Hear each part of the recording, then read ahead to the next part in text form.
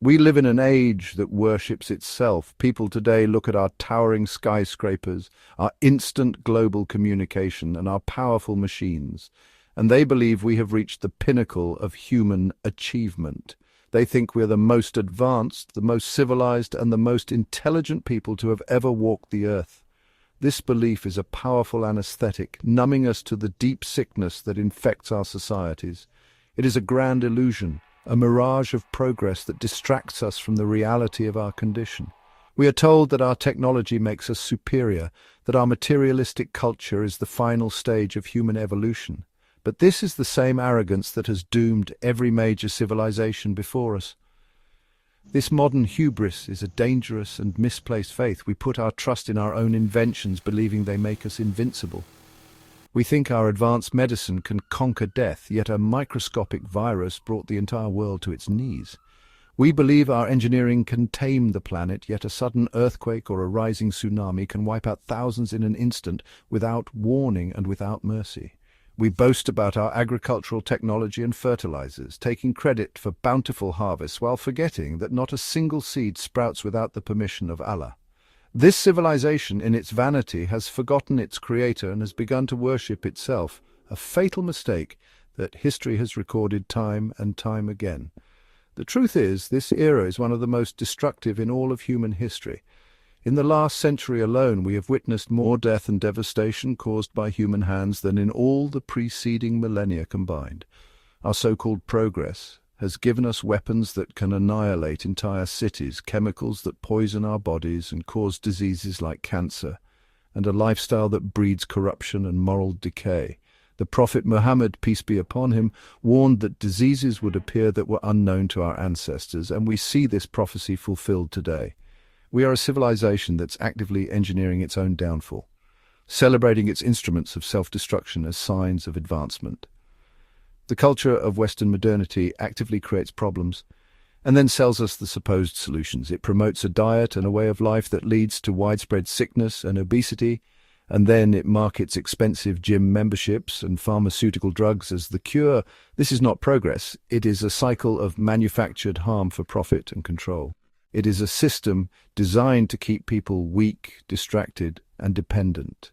The narrative of Western superiority is a tool to maintain its global dominance, ensuring that its destructive and materialistic values are imposed upon the rest of the world, obscuring the path to true enlightenment and well-being that comes only from submission to the divine will. The Holy Quran is not merely a book of worship.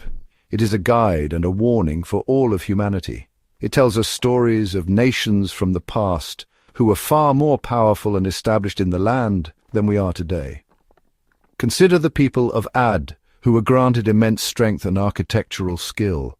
They carved magnificent homes and palaces directly into the mountains, structures so grand they thought they would live forever. They looked upon their achievements and grew arrogant, believing their power made them untouchable. But their technological might could not save them from the consequences of their corruption, their tyranny, and their rejection of the messengers sent to them by Allah. They were destroyed, and their mighty dwellings now stand as silent warnings in the dust.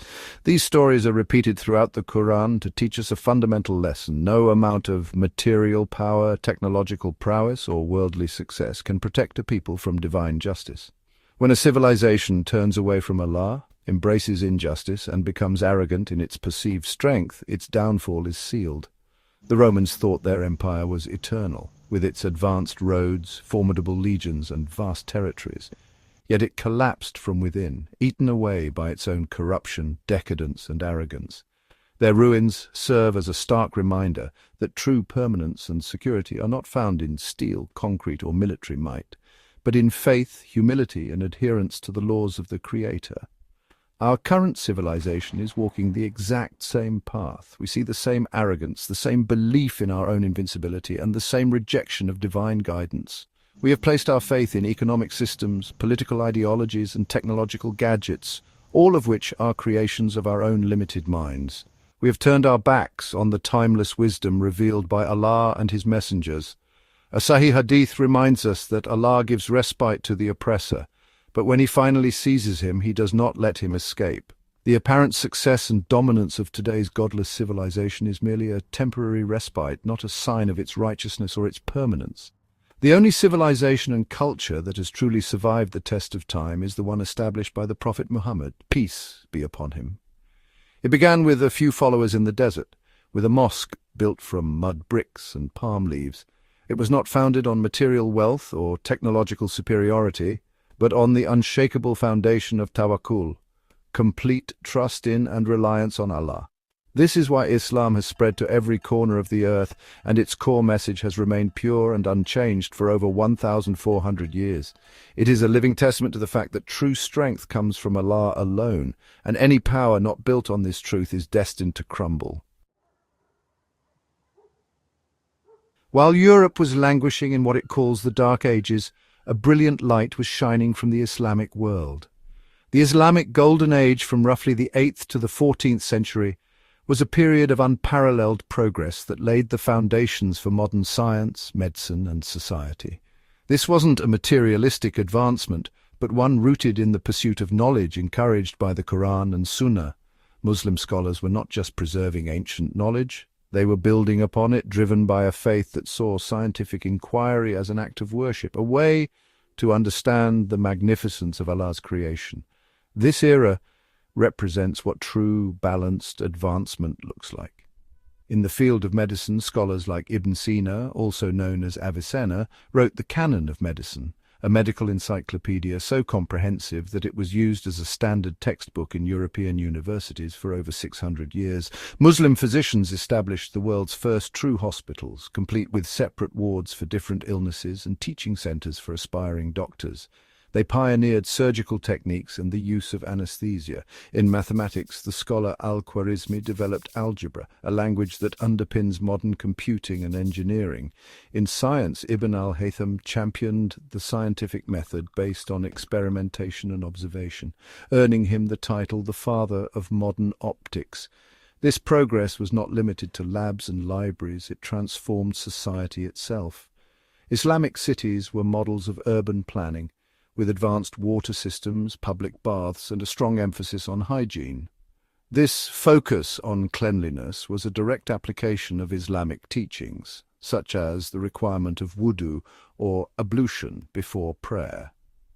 The world's first degree-granting university, the University of Al-Qarawiyyin, was founded in Fez, Morocco in 859 AD by a Muslim woman, Fatima al-Fihri, and it continues to operate to this day. This was a civilization that valued learning, health and social welfare as integral parts of a righteous society, a stark contrast to the exploitative nature of modern capitalism. This golden age demonstrates that true advancement comes from a worldview centered on Allah.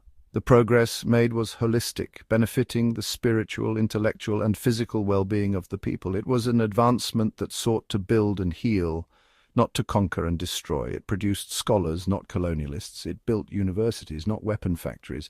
The legacy of this era is still felt today, proving that when a society aligns itself with divine values, it can achieve a level of prosperity and knowledge that truly serves humanity. This is the model of civilization we must strive to reclaim, one built on faith, justice, and the pursuit of beneficial knowledge.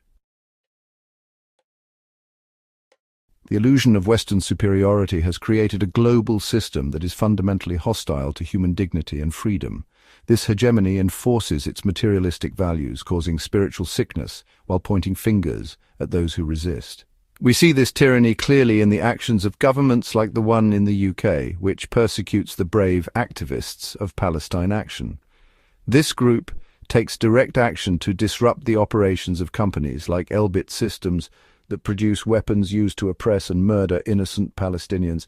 They act to prevent a greater crime, yet the British state labels them as the criminals, seeking to protect its profitable arms trade with the Zionist entity.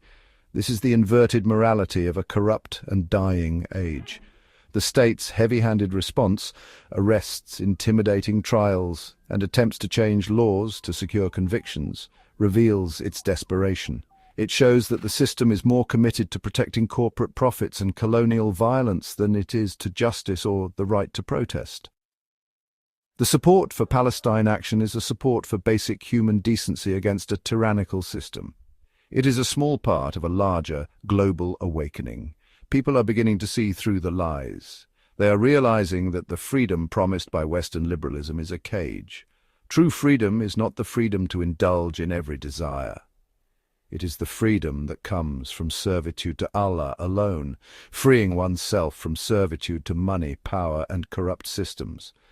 This modern age of jahiliyyah or ignorance may seem powerful, but it is spiritually bankrupt and morally hollow.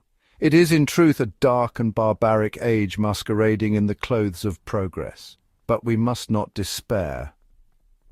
The darkest hour is always the one just before the dawn. The immense pressure, injustice, and turmoil we are witnessing today are the signs of a profound transformation. They are the birth pangs of a new era, an era of genuine light and justice. The falsehoods of this modern world are collapsing under the weight of their own contradictions, and the people are yearning for an alternative that offers truth, purpose, and justice. That alternative is Islam. It is the only system that offers a complete and coherent path for humanity. The promise of Allah is true. He will make his religion victorious, even if the disbelievers hate it. The darkness we see around us will not last forever. It is a prelude to a new dawn, a coming age where the banner of Islam will be raised high and the world will be governed by the justice, compassion, and wisdom of the Sharia. This is not a distant dream but a certainty. We are moving towards an era of light, an era of Islamic rule that will bring true peace and advancement for all of humanity.